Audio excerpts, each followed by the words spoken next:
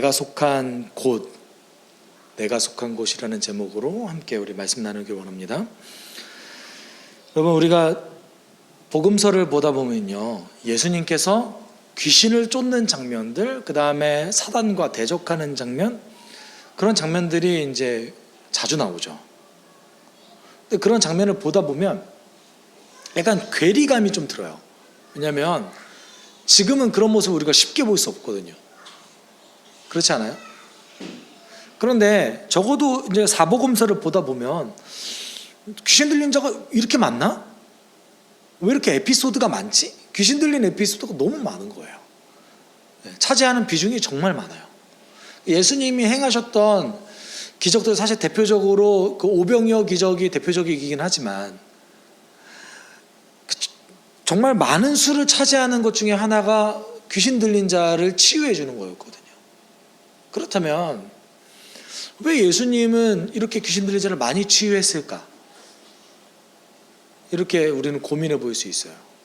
현대에 있어서는 이 에피소드를 들을 때 그냥 단지 정신병 걸렸던 사람 아니야? 그냥 정신적으로 문제가 있는 사람을 치유해 준 것뿐인 거 아니야? 라고 생각할 수도 있어요. 그리고 보통 현대사회에서는 그렇게 받아들이잖아요. 누가 이상한 행동을 하고 또는 어떤 반사회적인 행동을 했을 때 우리가 이 사람을 이 사람 귀신 들렸다 이렇게 얘기하기보다 먼저 정신과에 먼저 가보라고 이제 얘기를 하잖아요. 그러니까 현대사회에 있어서 이런 부분에 있는 문제는 좀 괴리감으로 가져온다는 것이죠.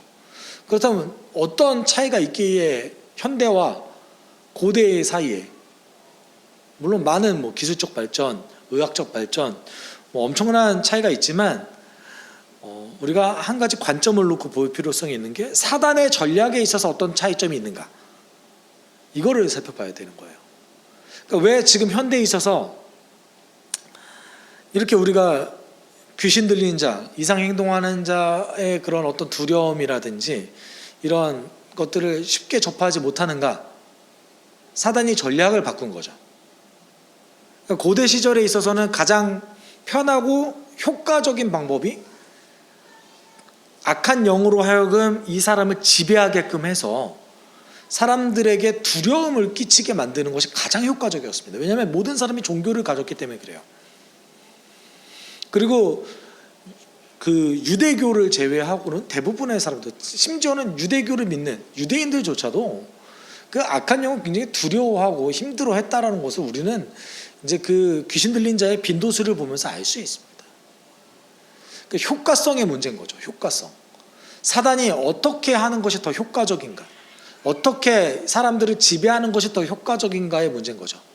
과거의 고대 시절에는 악한 영을 통하여서 사람들에게 두려움을 주는 것이 가장 효과적이었다면, 이제 현재는요, 돈이죠. 돈을 통해서 얼마나 우리가 누릴 수 있는가, 이거를 우리가 이것을 통해서 지배되는 거죠. 사실 현대사회 속에서 우리에게 주어지는 가장 큰 고정관념 중 하나는 뭡니까?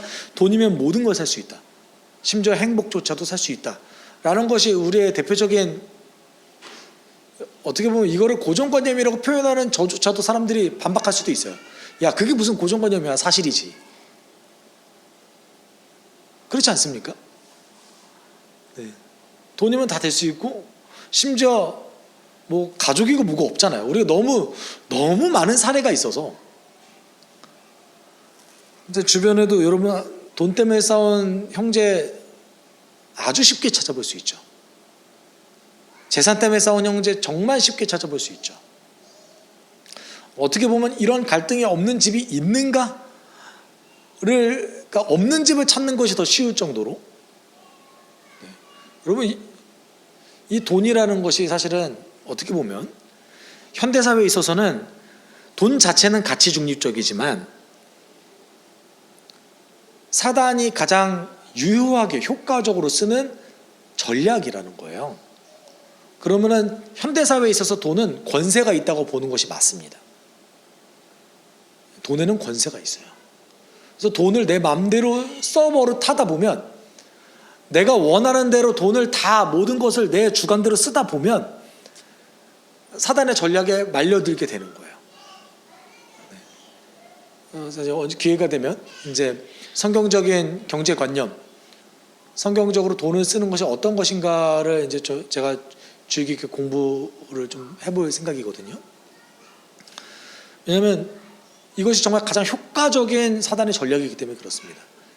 그리고 그렇기 때문에 여러분, 이게 귀신 들린 자의 모습이 나왔을 때 지금과는 조금 다르지만 그 당시엔 굉장히 효과적인 전략이었다 라고 좀 생각하셨으면 좋겠고요. 그리고 지금도 사실은 효과적이긴 해요. 지금도 굉장히 많은 사람들이 어떤 무속 종교라든지 이런 부분에 있어서 굉장히 큰 고통을 당한 사람들이 사실은 우리 주변에 쉽게 찾아볼 수는 없지만 조금만 눈을 돌리면 그래도 케이스를 볼 수 있을 정도로 사단이 아직도 유효하게 쓰는 전략 중에 하나입니다. 그 과거에는 훨씬 심했다는 것이죠. 오늘 본문은 그 전략을 예수님께서 어떻게 뒤집으셨는가, 그 권세를 어떻게 뒤집으셔서 한 사람을 어떻게 변화시켰는가에 초점을 조금 맞췄으면 좋겠습니다. 26절에 이렇게 얘기하고 있어요. 그들은 갈릴리 맞은편에 있는 거라사 지방에 닿았다. 이제 지난주 본문과 완전히 연결되는 거죠. 갈릴리를 건너시면서 폭풍과 큰 파도를 만났던 예수님과 제자들이 예수님의 능력을 체험하게 되죠. 그런데 이제 그 다음에 이어서 도착한 곳이 어디래요? 거라사 지방이라고 얘기하는데 마가복음에서는 데가볼리라고 얘기해요. 한국어로 번역해서 데가볼리인데요. 사실 이제 헬라어는 데카폴리스예요. 그 사회책에, 중고등학교 사회책에 가끔 나오는 그 그리스의 폴리스, 도시를 얘기하죠. 데카는 10개를 뜻해요. 10개의 도시예요. 데가볼리는 사실 10개의 도시예요. 10개의 도시인데 주로 유대인 말고 이방인들이 거주하는 10개의 도시. 어디에 위치하고 있냐면 갈릴리 동쪽편에 위치한 10개의 도시를 얘기합니다. 지금 얘기하면 예수님께서 유대 지역을 벗어나셔서 이방인 지역으로 가셨다 라는 것을 얘기하고 있습니다. 그리고 27절에 그곳에서 사건이 하나 발생하죠.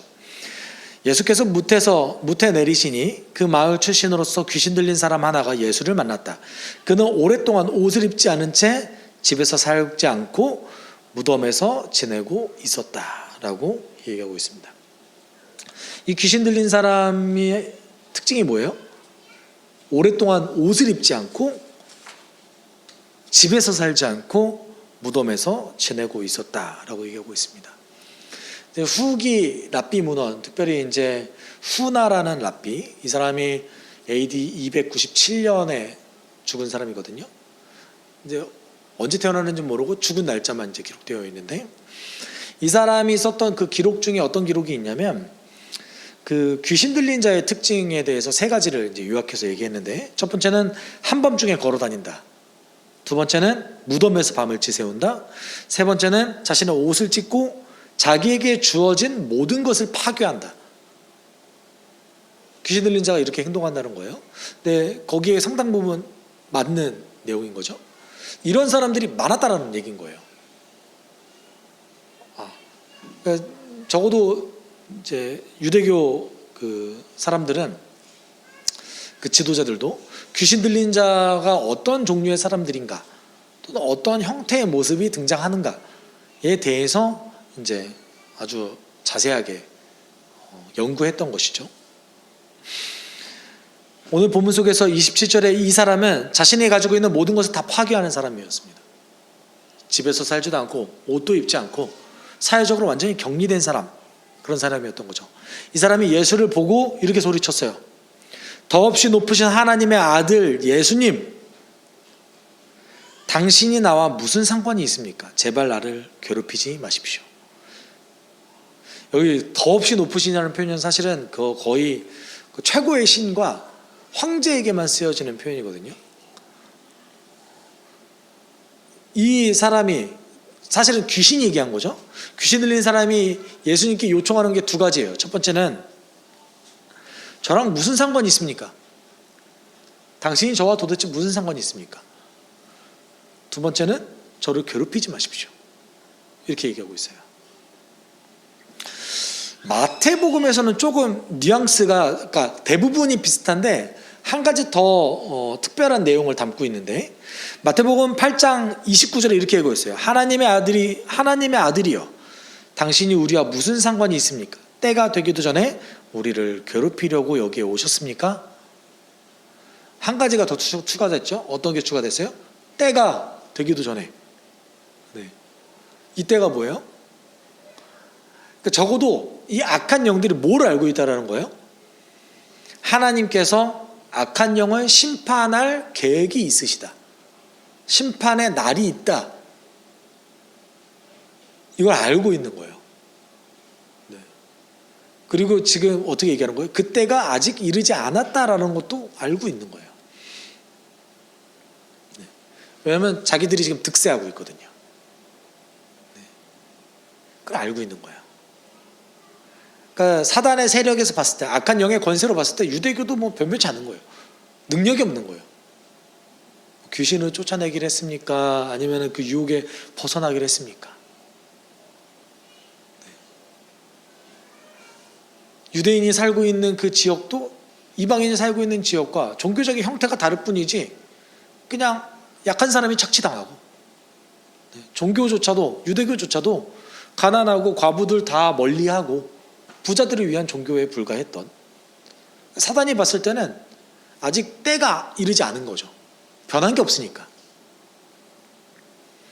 그럼 도대체 왜 이 악한 귀신이 왜 이렇게 얘기했을까요? 갑자기 예수님 내리자마자 이렇게 소리친 것 같잖아요, 지금. 근데 누가가 의도적으로 그 시간 순서를 조금 달리해서 이제 적어요. 29절에 그 이유가 나옵니다. 예수께서 이미 악한 귀신더러 그 사람에게서 나가라고 명하셨던 것이다.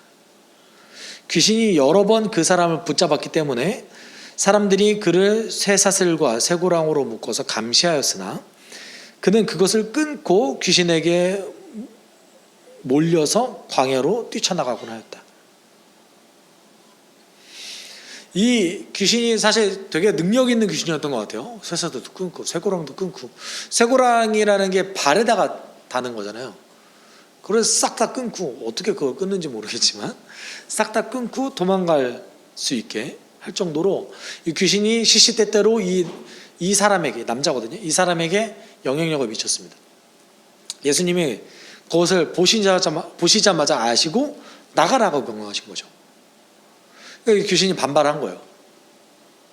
그 전까지는, 여러분, 그 전까지 있었던 본문 속에서 귀신이 반발하는 장면 보신 적 있으세요? 네. 예수님 명령하시면 그냥 나갔어요. 귀신 다 쫓아났는데 얘는 이제 반발을 좀 해요. 어떻게 보면 조금 이제 레벨이 좀 높은 귀신인 것 같아요. 중간 보스 정도? 네. 아직 이제 사단은 아니니까 최종 보스는 아닌데 한 중간 보스 정도 되지 않나? 네. 그런데 왜 이렇게 예수님께 반발을 할까? 또는 왜 이렇게 이제 권세가 있는 귀신일까라고 봤더니 30절 31절에 그 내용이 나오죠. 예수께서 그에게 물으셨다. 내 이름이 무엇이냐? 이것도 처음이에요. 악한 영에게 이름을 물으셨어요. 그가 대답했다. 군대입니다. 많은 귀신이 그 사람 속에 들어가 있기 때문입니다. 귀신들은 자기들을 지옥에 보내지 말아달라고 예수께 간청하였다. 지금 귀신이 예수님께 이렇게 계속 따지고 간청하는 이유가 여기서 나온 거죠. 우리를 지옥에 보내지 말아 주십시오. 우리를 지금 심판하지 말아 주십시오. 이렇게 간청하는 거잖아요. 그런데 사실 이제 이게 번역의 한계이긴 한데요. 이거는 너무 어쩔 수 없는 거기도 해요. 번역의 한계인데 여기서 이름을 뭐라고 얘기했죠? 군대. 근데 사실 군대가 아니에요. 군대가 아니고 레기오라는 단어에서 파생된 레기온이라는 단어인데, 이 레기온이 뭐냐면 5,600명으로 이루어진 로마 군대 단위를 얘기해요. 많은 단위를 얘기한 거죠. 예. 보통 군단이 하나의 레기온이거든요. 그러니까 그 군대 조직 단위를 얘기한 거예요. 이 사람은, 이 귀신은. 다른 얘기로 하면 이름을 얘기한 게 아닌 거죠. 우리는 이렇게 많습니다. 이렇게 많은데 우리 좀 세요. 이렇게 표현한 거예요. 네. 그러니까 이제 근데 이제 성경 번역에서는 레기온이라는 단어가 이제 적어도 군단을 뜻하기 때문에 이제 군대라고 표현한 거죠. 네. 많은 숫자가 있다라는 걸 표현한 겁니다. 이름을 얘기한 것이 아니라 우리는 하나가 아닙니다. 되게 많아요. 네. 이렇게 얘기한 거예요. 그런데 지금 우리가 여기서 주의 깊게 봐야 될 건 뭐냐면 악한 귀신들도 뭘 지금 두려워하고 있어요? 지옥에 가는 걸 두려워하고 있어요. 네. 우리는 보통 상상을 하잖아요. 지옥이 누구 주관하에 있다고 상상을 해요? 사단의 주관에 있다고 상상할 때가 많잖아요. 그렇죠? 이럴 때가 많아요. 그리고 사람들의 막 고정관념 속에서 천국은 하나님이 관할하는 영역이고 지옥은 사단이 관할하는 영역이다라고 생각할 때가 굉장히 많이 있습니다. 그리고 영화 같은 거 보면 그렇죠? 네. 각자 이제 천국을 담당하는 신과 지옥을 담당하는 신이 다르잖아요. 네. 그것처럼 그렇게 생각할 때가 많은데 오늘 본문 속을 통해서 우리가 유추해 볼 수 있는 건 뭡니까? 지옥을 누가 담당하시는 거예요? 하나님. 네. 지옥조차 주관하시는 분이 하나님인 거예요. 그러니까 거기 가기 너무 싫은 거예요. 네. 여기서 이제 지옥이라는 단어가 조금 더 이제 정확하게 사전적으로 번역하면 깊은 곳이에요. 구약적 표현으로 얘기하면 스월인 거죠. 깊은 곳. 우리를 그 깊은 곳에 가둬두지 마십시오. 우리를 가둬두지 마십시오. 네. 그리고 이제 아주 색다른 요청을 하죠. 마침 그곳 산기슭에 노아 기르는 큰 돼지떼가 있었다. 여기 돼지떼가 있다는 것 자체도 여기가 지금 유대 지역이 아니라는 얘기인 겁니다. 왜냐하면 유대인들은 돼지를 안 먹거든요.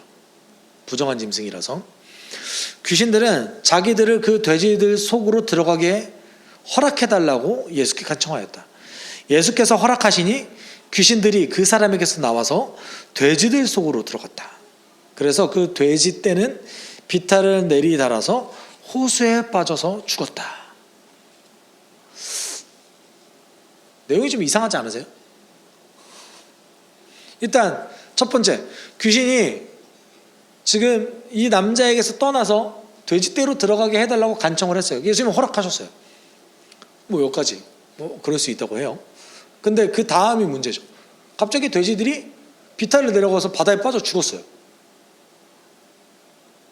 그럼 귀신이 스스로 돼지떼 속에 들어가서 자살을 한 겁니까? 좀 내용이 이상하잖아요. 이제 마가복음 5장 13절에 의하면 여기서 이제 돼지떼가 몇 마리냐고 얘기를 하냐면 2,000마리라고 얘기를 해요. 네. 2,000마리의 돼지떼가 한 번에 우르르 내려가서 몰살 당한 거예요. 그러면 귀신은 숙주를 찾아서 들어가는데 몰살 당하려고 들어간 건가요? 아니면 또 예수님이 그렇게 하신 건가요? 그거에 대한 아주 정확한 내용은 나오지 않습니다. 근데 어떤 학자들은 이렇게 얘기하기도 해요. 구약에 있는 그 깊은 곳, 지옥을 뜻하는 단어가 사실은 그 바다라는 단어와 어원이 동일해요. 네.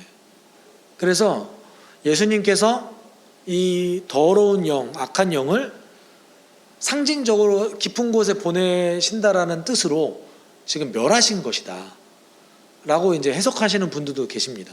그렇지만 저도 이렇게 해석하고 싶지만 정확하게 그거에 대한 근거는 없으니까. 다만 여기서 이제 내리달린다라는 뜻, 그 내리달린다라는 이 단어가 주로는 이제 통제력을 잃고 분별력을 잃어서 내리달리고 있다라는 뜻이에요. 여러분, 우리가 이 귀신이 이 남자의 몸에 있을 때는 통제력이 있었잖아요. 자기가 원하면 언제든지 뭘 할 수 있었어요? 이 남자를 조종해서 쇠사슬도 끊고 광야로 도망가고, 네, 반사회적인 행동을 하도록 계속해서 영향력을 미쳤잖아요. 그런데 돼지의 떼에 들어가니까 어떻게 됐어요? 통제력을 잃어버렸어요. 네. 이 말은 적어도 사실 오늘 이제 32절, 33절만 봤을 때는 예수님이 귀신의 요청을 그냥 허락하신 거로 보여요. 그렇게 보인다는 것이죠. 그런데 그러지 않고 귀신이 원하는 일이 일어나지 않았다라는 것을 뜻합니다. 네. 적어도 여기서 얘기하는 그 귀신들은 돼지ตู้속에 들어가서 일시적으로 예수님을 피하고 싶었던 마음이 아니었을까라는 생각이 들어요. 네. 지금 이제 이 남자의 몸에서 떠나서 돼지떼 속에 들어갔다는 것은 언제든지 또 돼지떼 속에서 나와서 다른 곳으로 들어갈 수 있다는 것도 뜻하지 않습니까? 네. 뭐 어떤 분들은 이렇게 얘기해요. 이 돼지의 주인은 도대체 뭔 잘못입니까? 2,000마리나. 이 주인들은 도대체 무슨 죄가 있길래 2,000마리나 이렇게 재산을 잃어야 됩니까? 이 당시에 얼마나 큰 돈이었겠어요.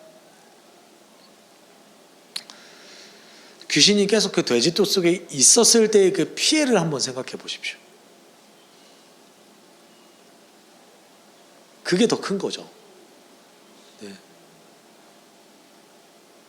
예수님이 돼지떼를 죽였는지 안 죽였는지는 아무도 몰라요. 다만 한 가지 확실한 건 있어요.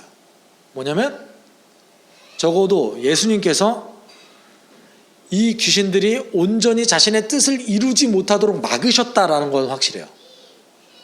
네. 돼지를 통제하지 못했거든요. 사람도 통제했던 이 귀신들이 뭘 통제하지 못했어요? 돼지를 통제하지 못했어요. 네. 그리고 다 이제 물에 빠져 죽었죠. 뭐 귀신이 멸해졌는지 심판을 받았는지 이것까지는 아직 알 수 없습니다. 다만 한 가지 확실한 건 있죠. 한 가지 확실한 게 뭐예요? 적어도 이 마을에서 그 귀신들 때문에 이제 문제가 생길 일은 없다라는 거예요. 그런데 이거를 뭐 누가 알겠어요, 사실. 그 마을 사람들은 모르는 거죠. 그런데 이제 여기서 문제가 되는 사람들이 하나 생겼습니다. 어떤 문제가 되는 사람들이요? 돼지를 치는 사람들은 또 무슨 죄예요? 네. 그래서 돼지를 치던 사람들은 그 즉시 자신의 책임 소재를 분명히 할 필요성이 있었어요. 그래서 34절, 35절에 이렇게 얘기하고 있죠. 돼지를 치던 사람들이 이 일을 보고 도망가서 읍내와 촌에 알렸다. 바로 알렸어야 되는 거죠. 내 책임이 아니라는 것을 알리기 위해서. 그래서 사람들이 일어난 그 일을 보러 나왔다. 그들은 예수께로 와서 귀신들이 나가버린 그 사람이 옷을 입고 제정신이 들어서 예수의 발 앞에 앉아 있는 것을 보고 두려워하였다라고 얘기하고 있습니다. 일단 이 돼지 치는 사람들의 말을 듣고 몰려와서 그 장면을 봤어요. 돼지는 없고 죽은 시체만 있었겠죠. 네. 아주 충격적인 그 장면 속에서 그 사람들을 더 충격을 받게 만들었던 장면이 뭐예요? 귀신 들렸던 그 사람이 옷을 입고 있어요. 그리고 그 귀신 들렸던 사람이 사람들과 관계를 맺고 있고 예수님 발 앞에 앉아 있다라는 것에 충격을 받은 거예요. 그런데 35절의 이 반응이 유대인들이 그동안 일으켰던 그 반응과는 매우 상반된 반응이에요. 유대인들은 보통 귀신이 떠나가거나 어떤 큰 능력이 일어나서 어떻게 했습니까? 하나님을 찬양하고 하나님을 경배했죠. 하나님이 하신 것이다. 근데 이 사람들은 뭐라고 얘기했어요? 두려워했어요.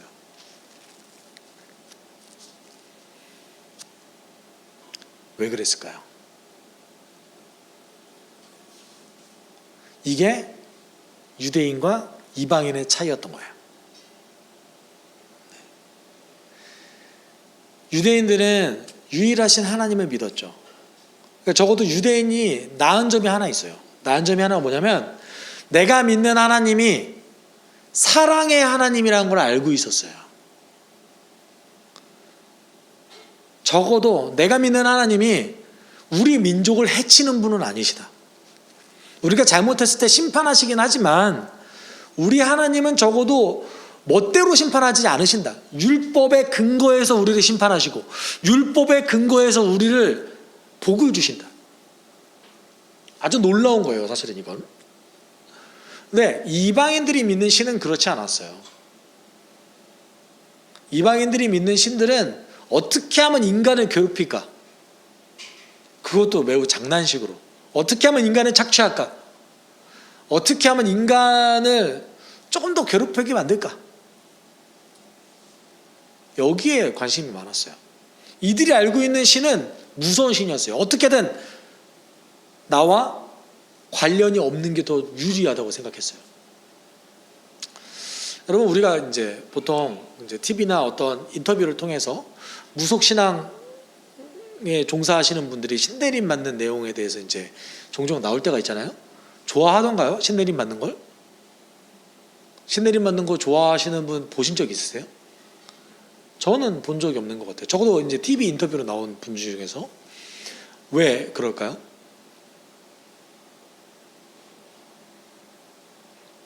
이 자신이 모시는 신이 나에게 유익이 되고 엄청 좋으면 받는 게 더 좋잖아요.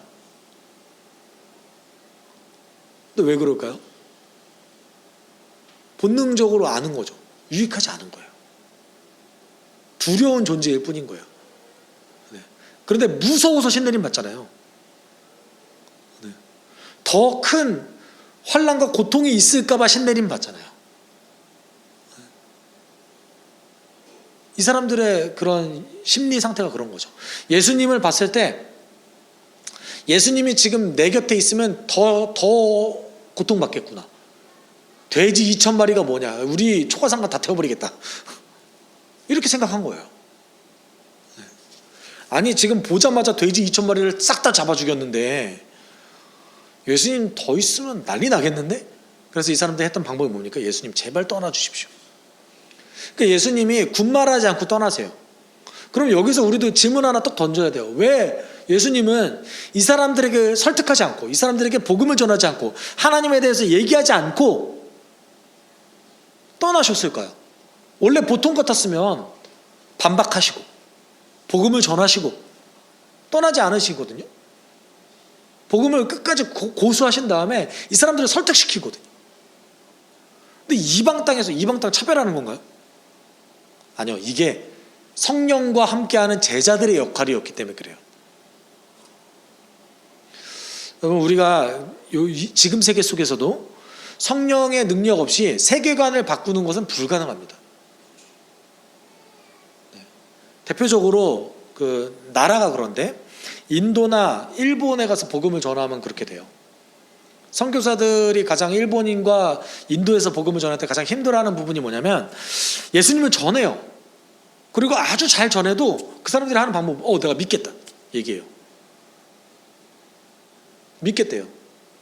영접기도 하면 영접기도 다 해요. 문제가 뭐예요? 내가 알고 있는 수많은 신들 중에 하나로 믿는 거예요. 그들이 갖고 있는 그 세계관이 그렇게 형성되어 있는 거예요. 그러니까 만약에 예수님께서 이 이방 땅에서 복음을 그대로 전하셨다면, 아직 성령이 일하시기 전에, 오순절 사건이 있기 전에 그렇게 전했다면 아마 그들도 그렇게 받아들였을 가능성이 있습니다. 실제로 바울이 복음을 전할 때 이런 현상이 일어난 적이 있어요. 아테네에서 복음을 전했을 때 바울에게 그렇게 반응했죠. 바울이 너무 복음을 잘 전하니까 오히려 바울을 신으로 섬겨버렸어요.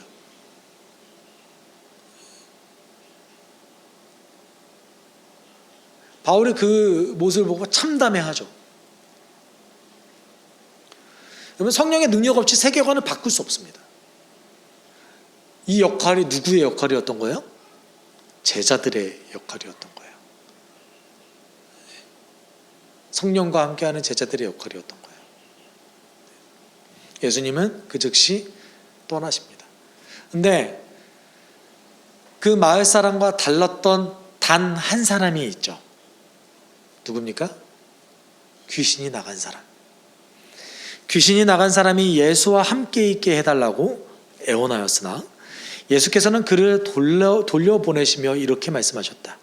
내 집으로 돌아가서 하나님께서 내게 하신 일을 다 이야기하여라. 그 사람이 떠나가서 예수께서 자기에게 하신 일을 낱낱이 온 읍내에 알렸다라고 얘기하고 있습니다. 여러분, 이 사람 이방인이잖아요. 근데 이방인이 어떻게 얘기했어요? 유대인인 예수님을 따라다니겠다고 간청했어요. 이 사람이 유대인을 몰랐겠어요? 잘 알 거예요. 아마 동네가 비슷하거든요. 이 사람이 유대인을 따라가면 그 유대 지역에서 자기가 어떤 취급을 당할지도 당연히 알고 있었을 거예요. 그런데 왜 이 사람이 예수님 따라가기 원했던 거예요? 내가 가장 비참할 때,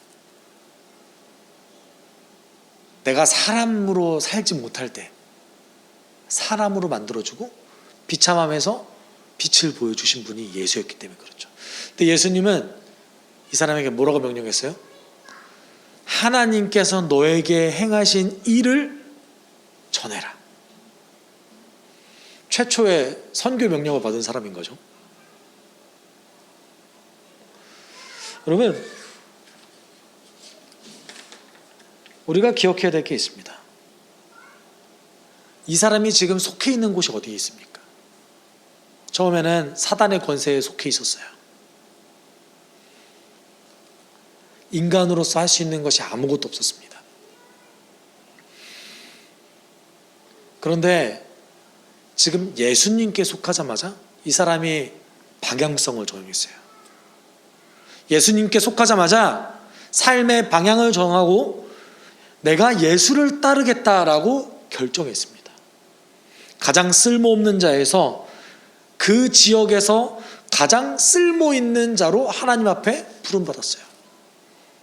가장 비참한 자에서 영광을 아는 자, 진리를 아는 자로 변화되었습니다.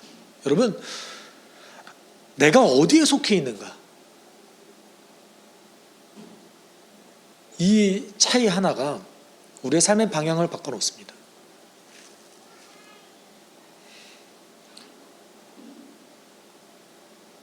우리가 어디에 속해 있어야 될까요?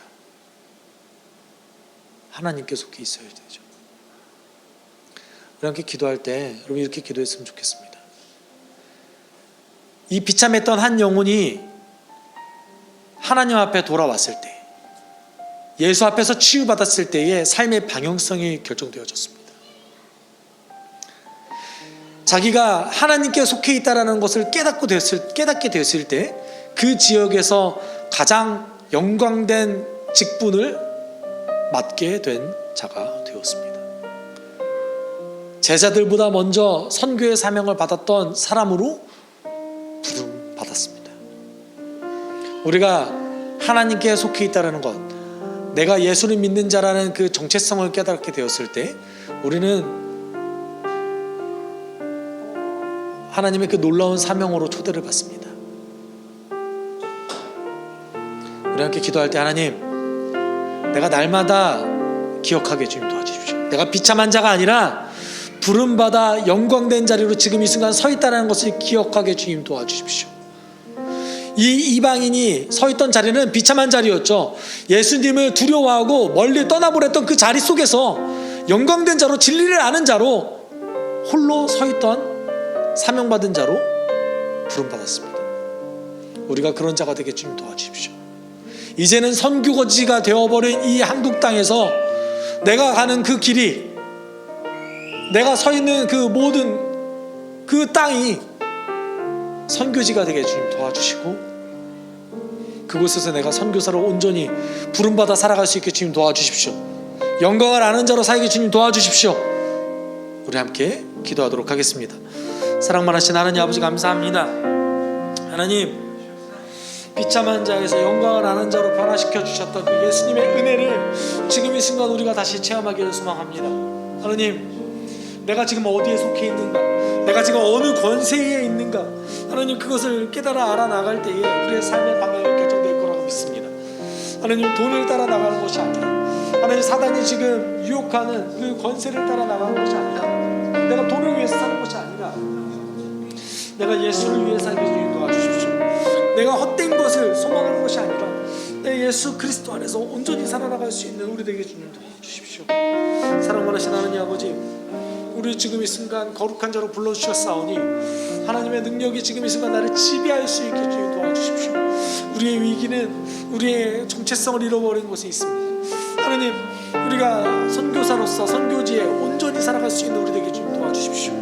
하나님, 나의 가정에서, 나의 직장에서, 나의 학교에서, 나의 모든 삶의 영역에서 하나님의 주권을 인정하고 주님 안에서 온전히 살아갈 수 있는 우리 되길 소망합니다. 주님 도와주십시오. 주님 인도해 주십시오. 주님 사랑이 많으신 그 주님의 능력 가운데 우리가 거할 수 있게 주님 내 마음과 영과 생각을 다 낱낱이 바꿔주시고 주관하여 주십시오. 내게 능력을 주십시오. 내 안에 하나님의 삶이, 하나님의 그 섬김이 있게 주님 도와주십시오. 하나님, 예수님께서 그 사람의 삶을 변화시켰던 것처럼 성령과 함께하는 제자들의 능력은 하나님 그 사람의 세계관을 바꾸고 복음을 그 사람에게 전달해 주시고 있습니다. 하나님, 우리가 그런 하나님 전달자의 역할을 맡을 수 있게 주님 도와주십시오. 성령의 능력을 구하며 날마다 내가 복음을 전할 때 하나님 세계관이 변화되어지고 삶이 변화되어지는 그 일들이 이 숲속교회 안에 일어날 수 있게 주님 도와주십시오. 사랑이 많으신 하나님 아버지, 우리를 인도해 주심에 감사를 드립니다.